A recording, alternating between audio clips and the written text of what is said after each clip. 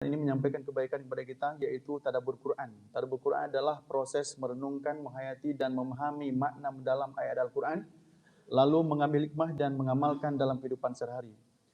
Sebagaimana firman Allah, maka apakah mereka tidak mentadabburi Al-Quran? Ataukah hati mereka sudah terkunci?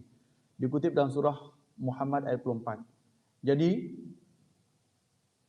tadabbur Quran kita adalah bertujuan untuk menambah keimanan, memberikan ketenangan jiwa, memberikan solusi atas persoalan hidup kita, membedakan yang hak dan yang batil, dan mengamalkan perintah Allah dan meninggalkan larangannya. Malam hari ini adalah juz yang ke-22. Pada malam hari ini kita akan mendengarkan bacaan Al-Quran juz yang ke-22 yang dimulai dari surah Al-Ahzab ayat 31 dan berakhir pada surah Yasin ayat 27. Dalam juz ini Allah mengajarkan kepada kita tentang kemuliaan akhlak orang beriman, pentingnya bersyukur atas nikmat Allah, keutamaan ilmu serta keteguhan dalam membela kebenaran. Yang pertama, kemuliaan orang beriman. Dalam surah Al-Ahzab ayat 35 Allah menyebutkan sifat-sifat hamba yang mulia. A'udzubillahi minasyaitonirrajim. Bismillahirrahmanirrahim. Innal muslimina wal muslimat wal mu'minina wal mu'minat wal qa'imina wal qa'imat was shadiqin was shadiqat was sabirin was sabirat dan seterusnya, a'adda lahum maghfiratan wa ajran 'azima.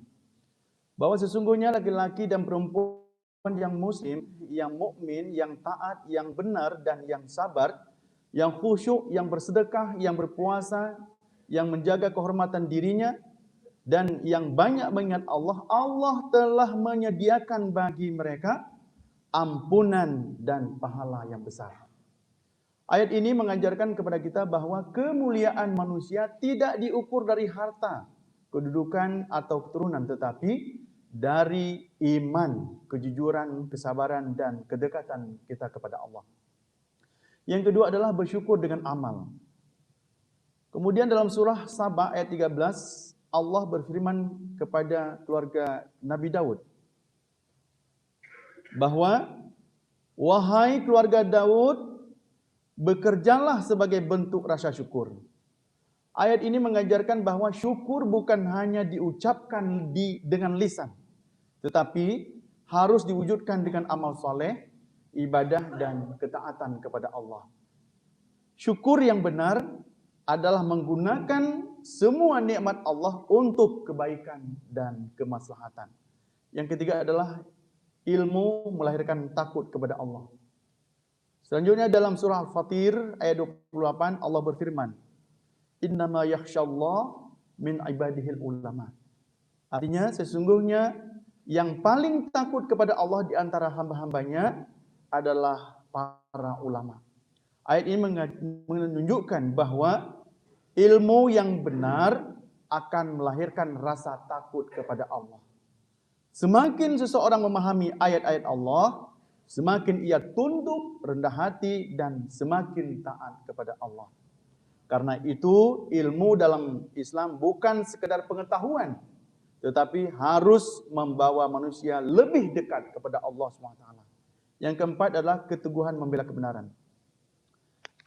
Dalam surah Yasin ayat 26-27 Allah menceritakan kisah seorang mukmin yang membela para rasul dan menyeru kaumnya untuk beriman. Ketika ia wafat, Allah berfirman, "Qila dukhulul jannah." Artinya, dikatakan kepadanya, masuklah ke dalam syurga. Lalu ia berkata, "Ya laita qaumi ya'lamun bima ghafara li rabbi wa ja'alani minal mukramin." Alangkah baiknya sekiranya kaumku mengetahui bagaimana Tuhanku telah mengampuni aku dan menjadikan aku termasuk orang-orang yang dimuliakan.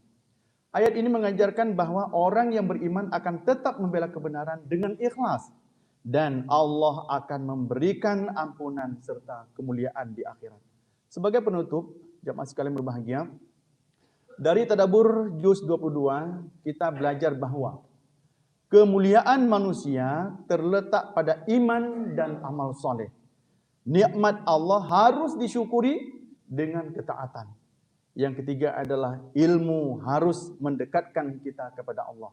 Dan yang keempat, perjuangan dalam membela kebenaran akan berakhir dengan kemuliaan di sisi Allah Subhanahu wa taala. Semoga dengan mendengarkan ayat-ayat Al-Quran Juz 22 pada malam hari ini, hati kita semakin dekat dengan Allah, iman kita semakin kuat, dan kita semua termasuk hamba-hamba yang mendapatkan ampunan dan pahala yang besar dari Allah Subhanahu wa taala. Wallahu a'lam bishawab.